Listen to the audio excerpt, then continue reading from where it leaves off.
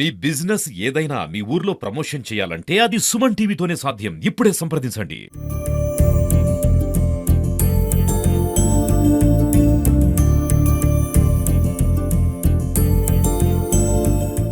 Mahabubabad municipality పరిధిలోని తలారి వెంకటేశ్వర్లు కాలనీలో నివాసం ఉండేటువంటి నిరుపేద వితంతు మహిళ మద్దినేని నరసమ్మ గారి సంబంధించినటువంటి ఇల్లు పునర్నిర్మాణం ఇటీవల కురిసినటువంటి భారీ వర్షాలకు కూలిపోతే ఆ నిర్మాణం చేసుకుంటా ఉంటే మున్సిపల్ అదేవిధంగా రెవెన్యూ అధికారులు మరి వచ్చి దౌర్జన్యంగా అహంకారంతో వ్యవహరిస్తూ మొత్తం ఇల్లు నేలమట్టడం చేయడం జరిగింది.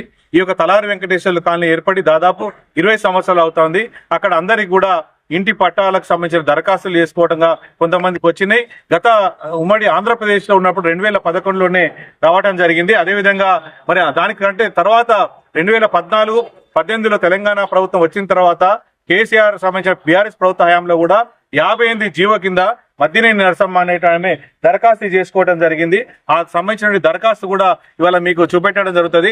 ఆమె చేసుకున్నటువంటి ఆ 58 జీవో దరఖాస్తు ఉన్నప్పటికీ కూడా క్షేత్రస్థాయి లోపల రెవెన్యూ సంబంధించిన అధికారులు కనీసము వాస్తవాన్ని ఇది కొత్తగా వేసినటువంటి కాలనీ కాదు, కొత్తగా ఆమె నిర్మాణం చేసుకున్నటువంటి కాదు, ఎప్పుడో ఉన్నటువంటి ఆ నిర్మాణానికి సంబంధించినటువంటి దాన్ని కూడా మరి ఈ రకంగా కూల్చివేయడం చాలా దారుణం. ఇవాళ కొండ నాలుకకు మందేమంటే మరి ఉన్న నాలుక ఉడగొట్టే చందంగా అత్యుత్సాహంతో మరి వీళ్ళు ఎవరి గుర్తింపు పొందడం కోసం ఈ రకంగా వివరించిందో అర్థం కానటువంటి పరిస్థితి.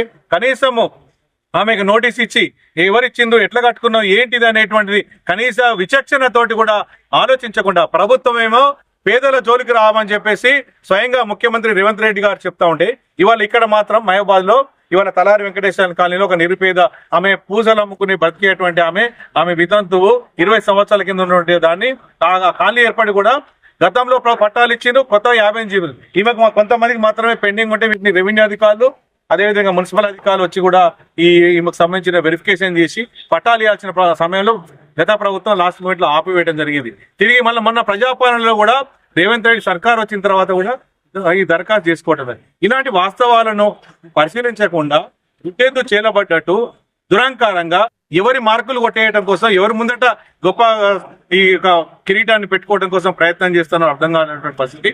ప్రభుత్వం చెప్పింది పేదల జోలికి పోమని, అక్కడెక్కడో ఏదో జరిగినటువంటి విషయాలను ఇవాళ కబ్జాలు దానికి తోడ్పడినటువంటి అధికారులు ఎవరు, రెవెన్యూ అధికారులు ఎవరు, ఏ అధికారులు కూడా మీరు బహిరంగంగా పెట్టాలని ఈ సందర్భంగా డిమాండ్ చేస్తాం. ఒకసారి పేదలకు మహబూబాబాద్ మున్సిపాలిటీ పరిధిలో ఎవరికి నిరుపేదలకు అన్యాయం జరిగినా కూడా ప్రభుత్వం ఆల్రెడీ చెప్పింది, ఆ ప్రభుత్వం మాటనే పట్టుకొని మేము మరింత పోరాటం చేస్తామని చెప్పి ఈ సందర్భంగా తెలియజేస్తాం. ఈరోజు ఏం చేసినారో చెప్పండి.